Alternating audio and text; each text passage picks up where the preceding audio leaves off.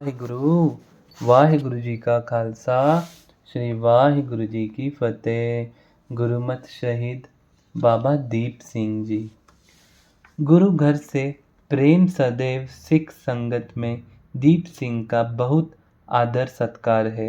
जो संगत नितनेम समय के अलावा गुरुमति में खेल भावना समझना चाहती है तो दीप सिंह द्वारा भाई मनी सिंह को विनती की जाती है।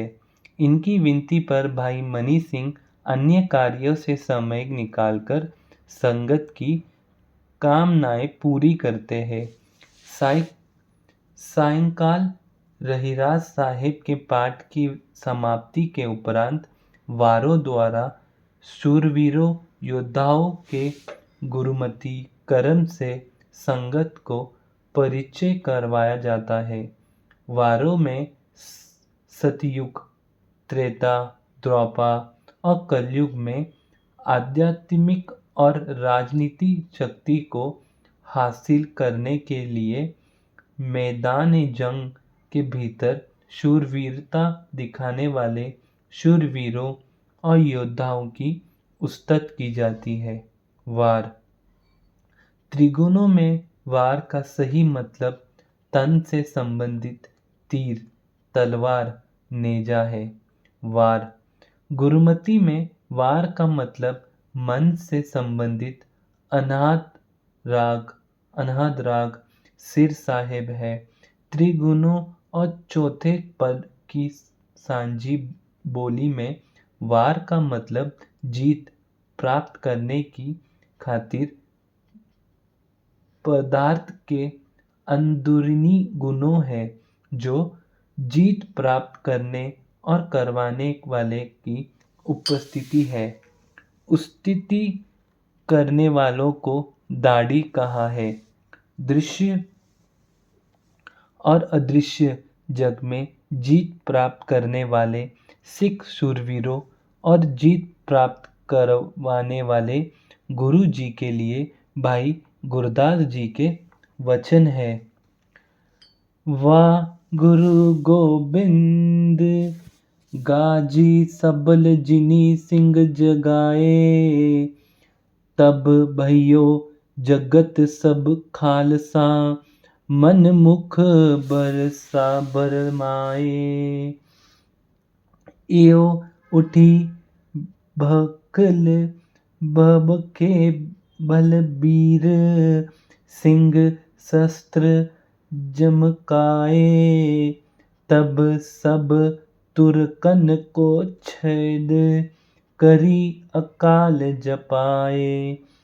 सब छत्रपति चुनी चुनी हेत कह टिकनी न पाए। तब जग में धर्म पर गासियो सच हुक्म चलाए। रात्रि काल के दीवान की समाप्ति के उपरांत दीप सिंह गुरु शब्द में लीन होकर आराम में चले जाते हैं। गुरु मंत्र द्वारा जाप शब्द की विचार, संगत की सेवा और शास्त्र विद्या में महानता हासिल करते अभी अधिक समय नहीं हुआ कि एक दिन सारे जत्थेदारों और सिख संगत को रात्रि काल के दीवान में गुरु जी ने एक इलाही फुरमान किया है। फुरमान दूर और पास के इलाकों में गुरु नानक नाम लेवा संगत तक गुरु घर का संदेश पहुंचाया जाए कि निरंकार के हुक्मानुसार एक इलाही समागम रचाया जा रहा है। इस सात समागम में अकत कथा सुनकर शब्द में विलीन होकर निरंकार के द्वार तक पहुंच बनाई जाएगी। इस अद्भुत कौतुक में गुरु द्वारा सत्य से मिलाप का सुखद पंथ और जीते जी मरने बाबत खेल दिखाया जाएगा। गुरु जी का फुरमान है, अकत कहानी पद निर्बानी को विरला गुरुमुख बुझिए। होहु शब्द समाए आपू गावे त्रिभुवन सोजी सुजे। जीवन मेरा मेरा पुनि, जीवे ऐसा सुनी समाया। अंजन मही निर्जन रहिए, भौडी न भव जल पाइया। मेरे राम ऐसा की भी लोइए, गुरुमत मनु अस्तिति राखो। इन विधि अमृत पियोइए। जीवन मेरे मेरे फुनी जीवे। मर कर जिंदा रहना, यह हर मार्ग की खोज में चलते निरंकार के द्वार पर मन और काल की लड़ाई का अदृश्य दृश्य है।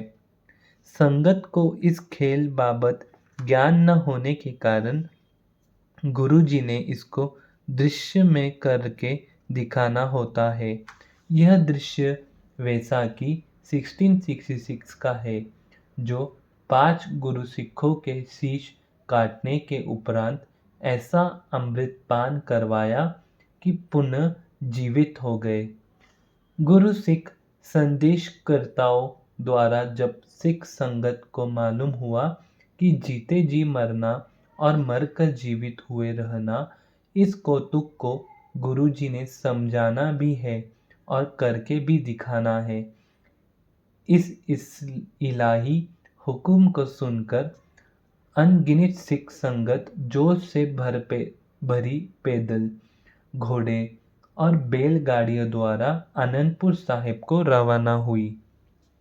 संगत की सेवा का सारा प्रबंध गुरु घर के कई कवि और लेखक गुरु सिखों के हिस्से आया है। गुरु जी के दरबार की सजावट का काम भाई मनी सिंह के साथ दीप सिंह निभा रहे हैं।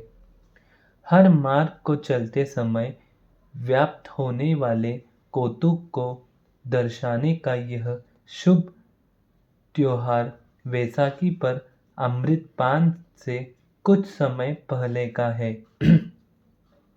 गुरु नानक देव जी से गुरु तेग बहादुर जी तक जीते जी सत्य से मिलाप के मार्ग को सिख संगत ने समझना है और इस अदृश्य मार्ग पर चल रही है।